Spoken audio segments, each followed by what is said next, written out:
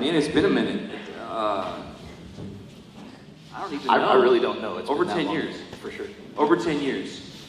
So we had the opportunity to meet Dave Hassell at what's called the Youth Ministers Conclave, which is like a conference for youth ministers to come and check out new resources and kind of get refreshed. And we got to meet Dave, and it's not just because he had amazing coffee and a really comfortable couch to sit on at their booth. No, it was something about... Or that sick beard, which didn't exist at the time. But hey, you got there as fast as you could. Yeah. No, then it was just something like, I'm one of the guys in our group that likes to roam. I have a hard time sitting still. I know that surprises a lot of you. So I like to roam, and as we're meeting new people, I got an opportunity to meet Dave, and it was one of those moments you're like, I know you've probably had this moment, but you ever met somebody like, I need to know that guy. I need to know that person. There's just something, it's not like, wow, everybody's flocking around them and I want to be one of those people. No, it's just like, you just have one of those moments where like, I just need to know that person. I need to. And so, pressed in and he didn't push me away. Or say, go away, you bother me. Or anything weird like that. No, he's like, hey man, what's going on? And from that, we built a dialogue, our camp staff and Dave built a dialogue where we were actually like, let's go out to eat. Let's just hear your heart. Let's hear what's going on in your life. What is God doing in your life? And through that, it turned into just an amazing moment where we shared a lot of meals together. Kind of how Jesus did with the people in the scripture, just shared meals with people. And from there, built this moment where we got to say, hey, will you come lead worship for our camp? And then we get to the spot where we're like, will you be the only people that lead worship at our camp? No, we seriously, like, this is something we take serious, who we ask to come. And it's not like, ooh, look at us, but it's like, we take seriously as in like, kind of like we fear God, you know? And we want to do right by Him. And so finding people who love Jesus as passionately as you do, and who are as real as you are, and real as you guys are, is a privilege. And then to that birth, we're supposed to be talking to them, right? And for that to birth into a friendship like it has, and something that we cherish deeply, and so grateful to be able to hang out with you guys. So that being said, I want to stop talking because they're not here to hear me talk about you guys. I'm gonna turn it over to you, David. Just so you know, we're completely content with that. If you just want to talk the whole time, like these guys are be like, well within our comfort zone. Yeah. So you need to know about that. We're all. Well, Brian is probably the exception to this. Brian can talk pretty good. Yeah, I'm not scared. But for the most part, like me by nature, I'm actually terribly shy, which people find strange because I'm in front of people for a living. But actually, by nature, I've actually only heard you speak on stage. Yeah, we drove 9 hours on the way here, not one word. Yeah. I tell people often that it's evidence that God has a sense of humor. Because I'm as painfully shy as I am, but He puts me in front of you guys for a living. I tell that when I tell people to look at me. It's evident that God has a sense of humor. I'm serious. I'm as ugly as they come. Anyways, go ahead. I don't know what the question was, I'm sorry. Thank you. I'm pleasure. I'll go ahead and introduce you guys. My name is Dave. What's that? Yeah. What? I didn't know that. I didn't either. Surprise, surprise. So, I'm married. My wife and kids were here last year. Got 2 little ones, Camp and Olivia. And I'll be a sappy dad and show you guys pictures later if you want to see them. And I want to travel down family lane with you in just a minute, but I want to give everybody an opportunity to, so we'll come back and we'll talk about your kiddos. Everybody can talk about the kiddos that they had, or don't have, or want, or whatever. My name is Brian Batterton. Hi, Brian. For you guys who are like OG one campers, you might remember Bradley from way back in the day. This is Bradley's brother, Brian. Yes, I am. I am my own person, though. I mean, I wasn't trying to like overshadow you. I'm just saying. No, but I'm Brian. I was trying to get you like clout. you know, because they know. Oh, yes. Thank you. Appreciate I'll it. quit interrupting. No, that's fine. I don't mind. My name is Brian. I play bass with Dave. Been married for 2 years in November. Yeah.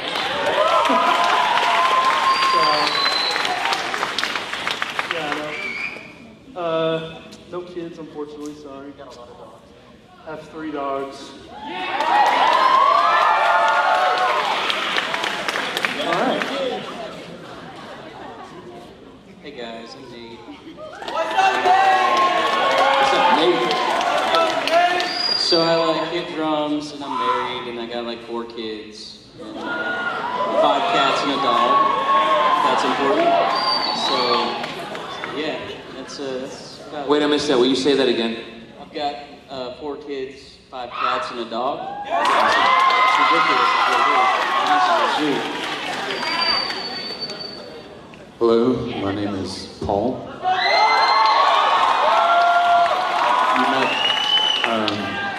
You met me earlier whenever Jared was like, "Hey, Paul, come up here," and I was back there. And then I walked down the aisle, and you all cheered for me then, so I appreciate it. I don't like speaking into microphones. I prefer being in the back controlling the volume of the microphones. So bear with me.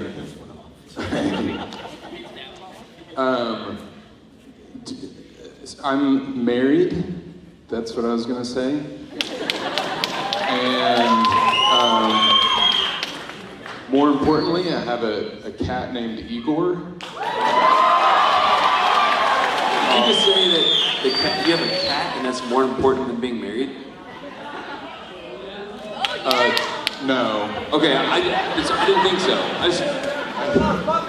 I've had this in my ear all week, so sorry. Yeah, no, that was a super easy answer. Yeah, my wife is way better. Okay, this might be crazy, and I've never done this before, but I feel really supported by you guys.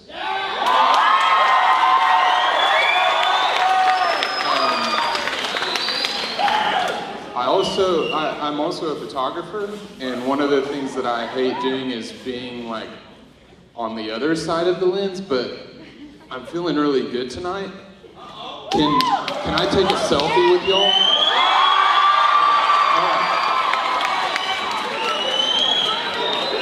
Okay, so instead of a selfie, I'm just gonna go all in and do an Insta story. Is that cool? We're gonna one camp. Insta story. Man, I love these people. Love you. This is a really long video. Yeah. Okay,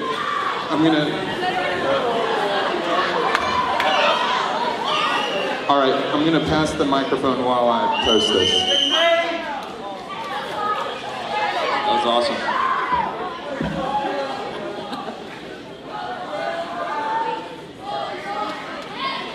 All right. So, are you guys ready to get to the questions? All right, we got a few. Here we go. How did you guys meet?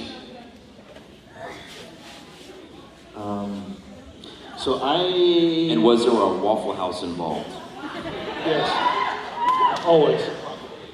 I don't think I met any of you at Waffle House. I honestly don't remember where I met Brian. So I was friends with Brian's brother, and so we just sort of were just one person removed from each other for a very long time. And I knew who Brian was before we were ever making music together, and I don't remember a point at which there was a formal introduction. I don't really think there ever was. Yeah. We just kind of knew each other. The magic was just there. And Nate, I met Nate because we had a ton of mutual friends who were doing music stuff around our hometown, and I think it was at Coffee and Jam. Was it Coffee and Jam that we met? Yeah. So there was a thing that in our town where it'd be like you pay $1, you come in, you can drink coffee, and there'd be like acoustic bands play. And Nate and I would hang around there periodically, so we met there. Paul, you're a good storyteller. Where did we meet? I have no idea. I don't remember. I don't know when Paul and I met, actually. We used to work together, but I feel like we knew each other before we worked together, though. Because we knew each other before you and Ashley were married. What? We knew each other before you and Ashley were married. Yeah. So, did we meet through Ashley? Is that how we met? Sure. I don't know. I should start a journal or something so that we can answer these. Absolutely. The curve from how you met each other to who was instrumental in leading you to Jesus? For me, it's 1,000% my dad. Yeah, my dad led me to the Lord when I was like 10 years old. So. Awesome.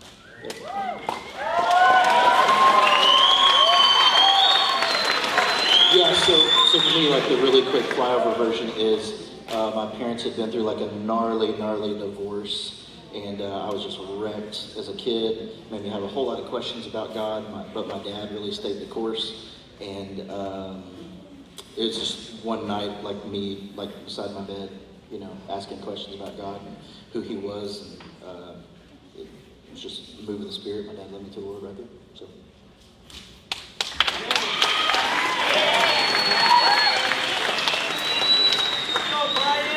I was heavily influenced by my brother, oddly enough. Well, we did just discuss how he got me in this band, so. So, yeah, my brother growing up, he was just kind of like the person I looked up to in anything. Oddly enough, he also played bass, and so I picked up bass because of that, and then that led me into, doing the worship band thing, and then going from there. So, yeah.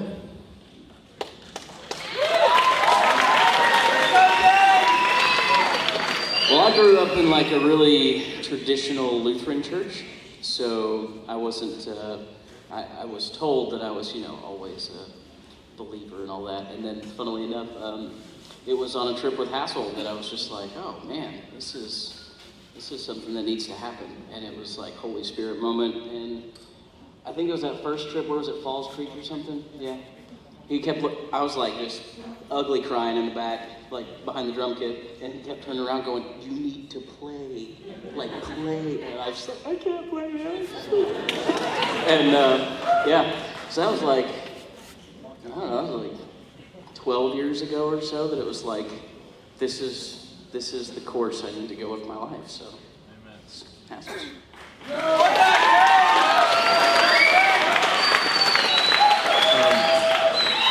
I would say mine is my father. He's been a pastor for over 30 years, and I've been just super blessed with him, just being super rock solid for us.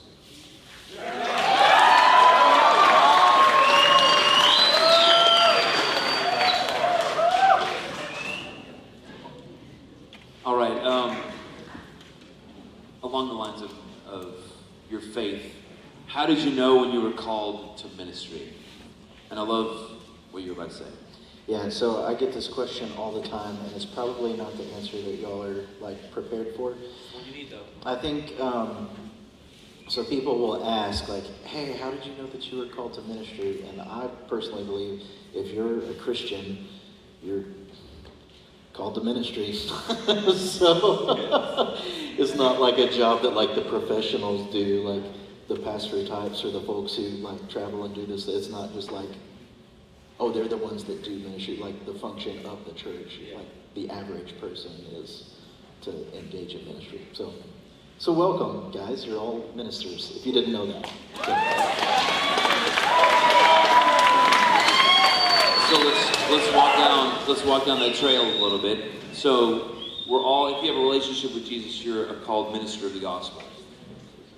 The gospel doesn't look different, but how the avenue from which it comes may look different. So the avenue that God needs through you is through music. So I guess maybe that's a better question. How did you know that God was calling you to minister? You minister in so many different ways, obviously, but how did you know that it was going to be through your passion of music? Ultimately, I feel like this is sort of like this will be true for all of us. There's like, I just find so much joy in making music that like it's like the ultimate fulfillment for me to be able to use that as a way to serve the Lord and to serve the church. And so I feel like for all of us, there's probably like that thing that you do that you just light up, that you feel God's glory when you do it, and that's probably a great place for you to stick your foot in the door of ministry. Yeah. You know, Yeah. Is that like the sweet spot? Yeah. Yeah. And it could be different. Maybe for some of this it could be sports. Yeah. Exactly. Or teaching, or fill in the blank, right? What about the rest of you guys?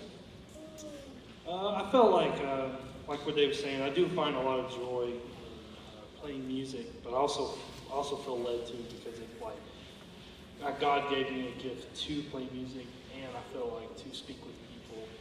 And so for my circumstances, I feel led to use my gift for God's glory in that aspect. So that's how it is for me.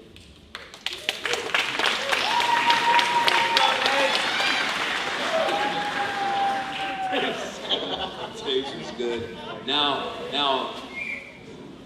I know God uses you, Nate, through pounding on the drums in a masterful way. Yes. But you also have, and God has given you the ability to edit and edit film or video, and you have, I think, a really rad ministry through that. So can you enlighten us? Sure. Yeah. There was a very clear moment when I was at college, actually, my first year, that I was super sick in my dorm room, and I had this kind of Holy Spirit moment where I heard clearly, just in my head, I guess, but it was, I have something different for you, and you need to leave. So okay, sweet, I don't know what that means, but so I packed everything up and I left school, and it turns out that I was meant to plant a church in Hot Springs, where we're from, and through that whole process of, I guess it was 5 years or so, God basically just kind of gave me some passion for video. We needed a fundraising video, and nobody knew how to do video, so I just kind of said, okay, I'll pick it up, I'll learn it. So we did, and that turned into a career, really. So I do editing for outdoor shows now, but and local church stuff too. But yeah, that's... So potentially there's a lot of folks in here that have seen some of the stuff that you've actually edited. Yeah, probably. I mean, maybe if you watch bad outdoor TV, We all appreciate self-deprecating humor. That's yeah. I love that when I said self-deprecating humor, somebody said, "Woo!" Yeah. Thanks.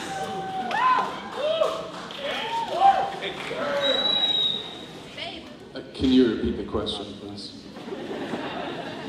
Why do you hate Whataburger? Oh, that was the next one. No.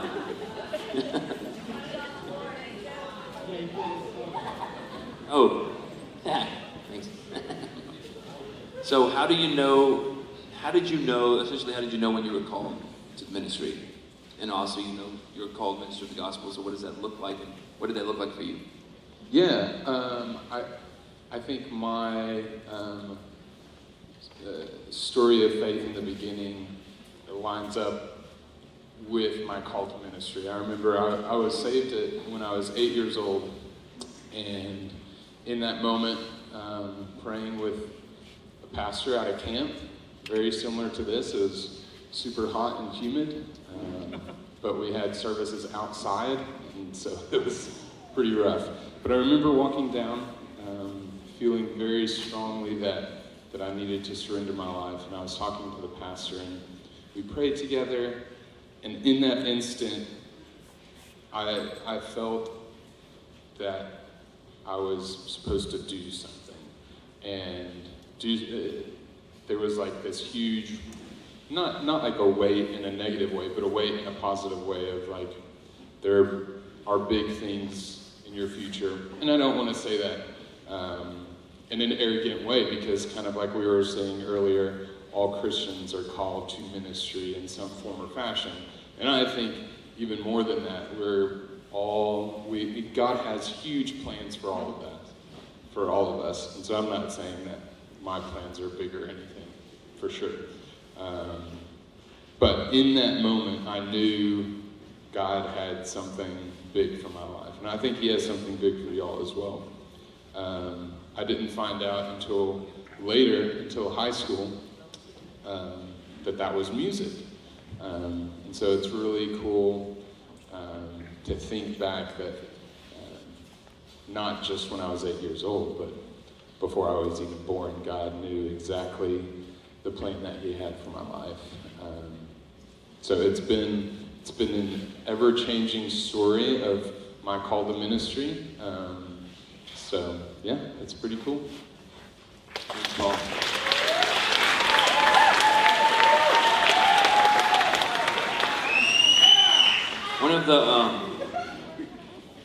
One of the concepts, for lack of better words, that I love in the scripture, especially when Paul is talking about salvation. The Apostle Paul, who wrote a bunch of letters that we now read in the New Testament, he talks about salvation and he likens it to adoption. And when he's like, in that sense, in the Jewish culture, like when you were adopted, like you were given a new name, you're given a new identity, and it can never be taken from you. Like they can, in the Jewish culture, you can disown your own children, but if you've been adopted, you literally can't undo that.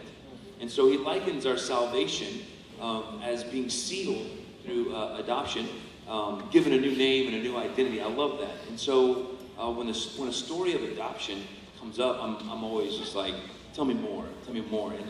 And so you have a journey with kiddos from fostering and adoption. So would you mind sharing with us about that? For sure, yeah. So several years ago, the Lord kind of started stirring in my life this desire to do foster care, and I was real nervous about it. Not like I didn't want to do it, but just, you ever have something that like you feel like maybe convicted about, but you sort of kind of, it's easy to sort of like push that off for a little bit. I know you've never done that.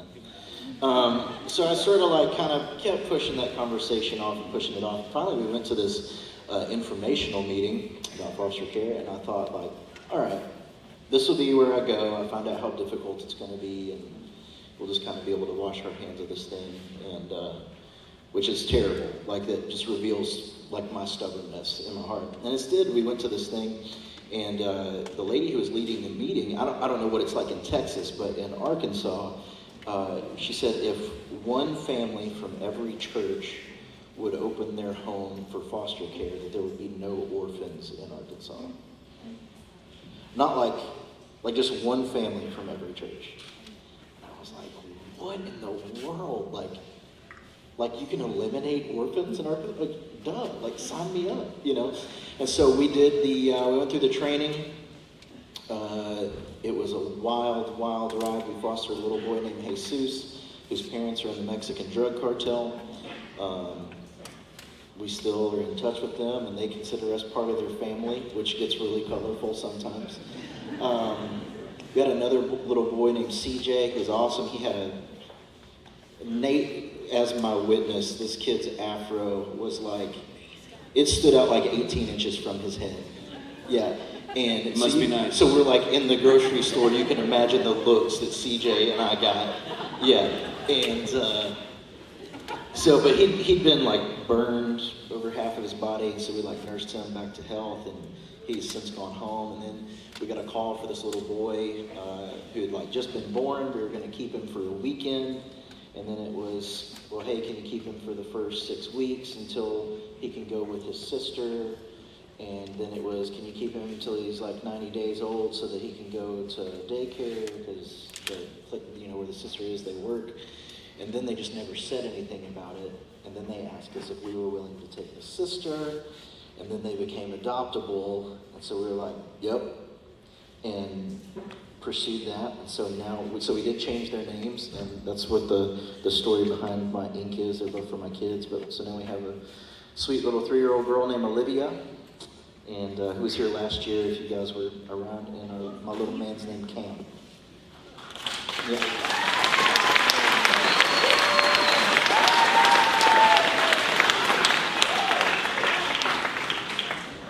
So I love to share the story of my tattoos, so I'm going to go down this path because I get asked about this all the time. So on my arm right here, I have an olive branch. That's for my little girl, Olivia, which like the root of that is olive. And it's also like a kind of a double meaning, so that every time I shake a person's hand, I'm extending an olive branch, like extending peace to them. And then inside my arm, I have a camping lantern. And it's again twofold because my son is named Camp. So it's a camping lantern, but also a dual meaning because his birth name was Uriah, which is very strange that like a kid born in the inner city would have the name Uriah, but whatever. But Uriah means the Lord is my light. And so we've since changed his name, obviously, but just a marker for me. Yeah.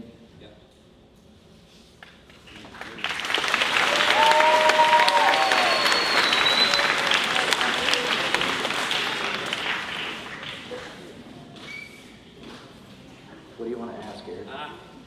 Eric's hesitant right now, and I kind of want to press him. What is it that you're wanting to ask me, Eric? I'm going to put you on the spot. Thanks. Yeah, because I don't get the opportunity to grill you, so... Yeah, well, thanks. Yeah. No, it's just over the years knowing you and actually like being able to listen to that story as you walk through the lives of all of those amazing children that you and Lindsay have had the privilege of being able to be a part of. I know that it's more than just first we had, then we had, and then we had. And I'm not saying that you're trying to, I know you're kind of streamlining the whole thing for the sake of the story, but I think there's, it's like you want to, but you want to, but you don't want to. Like, can you tell us a little bit about what that was like? Yeah, sure. I'll tell you, like, if you're an adult in the room and you're thinking about foster care, if you can serve the Lord through any other means, do that instead. No, y'all are laughing. I'm being so serious because it was like both the most rewarding ministry I've ever been part of, but also like the most difficult and like unappreciated. What do you mean? Well, I mean, like, for instance, we're trying to serve the Lord through caring for these children. We feel like it's very obvious in Scripture, like it says that the purest form of religion is to care for orphans and widows. So on one hand, like, we know that to be true, and then we got knee deep in it, and their parents hate us. We're trying to do them a favor. We're trying to care for their kids and keep them safe. And then it's like you're the enemy. You know what I mean? Like, the people who are on the state side, the caseworkers, they don't care. They're just trying to not get sued. They're not your friend. It's the whole thing is just so broken. Yeah. And, you love a kid like we had just a conviction of, like, when we had kids in our house that we were fostering, we were going to treat them like they were our birth kids. So if we went on vacation, they went on vacation. If we went to the grocery store, we took them with us to the grocery store. We took them everywhere. We did everything just like they were a normal part of the family because they were. Yeah. And then you do that for a year, and they go home. And it's not like my wife and I also at one point we had a miscarriage, and it wasn't like that sort of feeling of loss, and it's not like a death either because they don't die. It's just like somebody who you love with like your whole person for a year, and now they go into a situation that's maybe dangerous again, and you have no control, So yes, there were lots of like time on the back deck screaming at the sky and all of that kind of stuff. Yeah. Lots of like soul healing that had to happen once a kid went home. Right. So I think that's one of the, I didn't know if it was fair to ask you to share that. Oh, totally. And I know you're an open book and all. I just know that, as y'all were going through that was hard. Just to be on the outside looking in. But I think that's one of the things I wanted them to know about is just like the reality of that for you. And I know the reason why it hurts so bad is because you and Lindsay are all in, and your love for people, and your love for those kiddos, and so that's something I'm grateful for, and your friendship as well.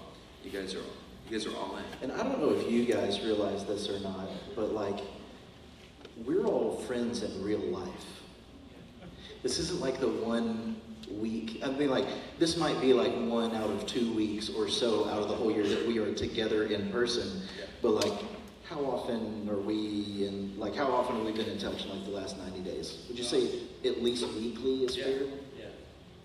So like, this isn't just a, hey, let's get the band back together for camp. You know, this is like, we're friends in real life, and like, we bear each other's junk, and when we go through stuff, we're walking shoulder to shoulder, and this is real life. So it's true. The band, they put their pants on one leg at a time, just like the rest of us. No, that is the way we do it. It's not the way you do it. For Nate, I hold one side and Brian holds the other, and he jumps in. Oh, so he does it both legs. Yes, both legs at once. Sorry. You should try it. When it gets a little serious, Very I try not to. But not on the concrete floor in your door, though. Don't do it. Disclaimer. No, I'm sorry. I have a bad habit of when things get a little serious, I try not to be, and sometimes that can ruin things. Man, we are unfortunately. I know it's we're unfortunately there's Sweet relief. there's a lot of questions, but we're unfortunately out of time. So let's give it up for the guys.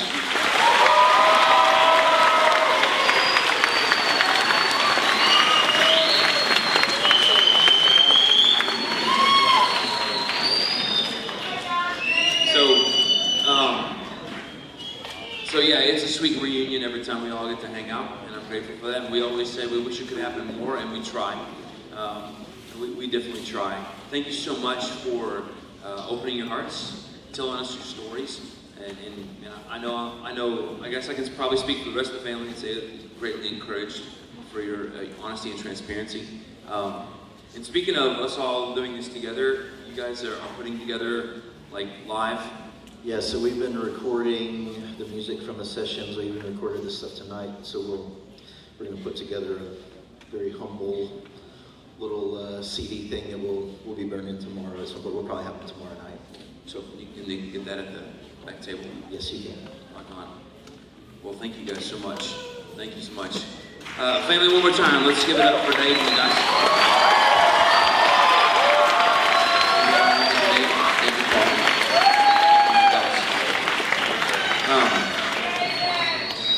So what we're about to do, very cautiously, we are going to make our way out.